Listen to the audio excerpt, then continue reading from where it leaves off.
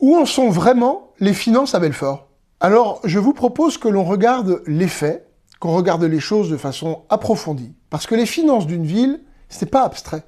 C'est votre taxe foncière, c'est la taxe d'enlèvement des ordures ménagères, et c'est d'une façon générale notre capacité à financer les investissements, mais aussi l'ensemble des services à la population. En 2014, Damien Meslot avait promis de ne pas augmenter la fiscalité. Et en 2020, il avait promis une fiscalité maîtrisée. En 12 ans, le taux global de la taxe foncière, c'est-à-dire de la ville et de l'agglomération, est passé pour les Belfortins de 36,61% en 2014 à 43,82% aujourd'hui. Au total, c'est une augmentation de 7,21 points, soit plus de 20% d'augmentation pour la seule taxe foncière. Concernant la taxe d'enlèvement des ordures ménagères, le taux est passé de 9,25% à 10,1% aujourd'hui. Cette augmentation s'est faite en 2 fois, en 2016 d'abord, puis en 2025. Maintenant, je vous propose que l'on regarde ensemble l'état de la dette à Belfort. Damien Meslot entretient sa légende de bon gestionnaire. Qu'en est-il dans les faits? Comme le dit la Chambre régionale des comptes dans son rapport en page 7, la commune a dû recourir à un niveau d'emprunt plus important en fin de période, tout en mobilisant son fonds de roulement.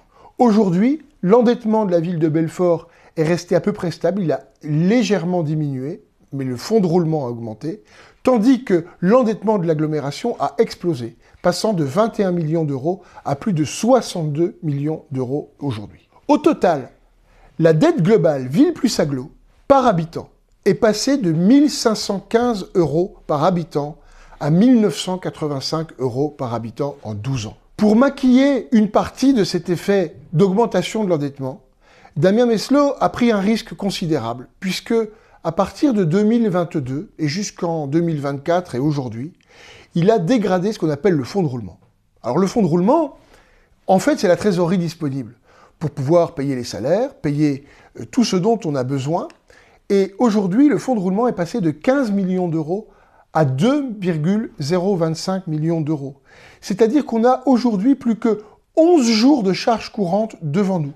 En clair, ça veut dire que la ville est en difficulté si elle doit faire face à un coup dur, parce qu'elle n'a plus de matelas pour pouvoir financer les urgences. Face à cette situation qui n'a rien d'idéal, tous Belfortins prend un certain nombre d'engagements. Premièrement, nous nous engageons à geler les impôts pour les ménages pour toute la durée du mandat à venir. C'est un engagement qui supposera pour nous des redéploiements, des économies dans le budget de fonctionnement. Mais dans le contexte actuel, il est hors de question d'aggraver la situation du pouvoir d'achat pour les familles belfortaines. Nous prenons l'engagement de réduire l'endettement global de la ville et de l'agglomération. C'est un élément important, il faut restaurer nos capacités d'investissement pour l'avenir. Enfin, si vous nous accordez votre confiance dimanche prochain, ce ne sera pas un chèque en blanc.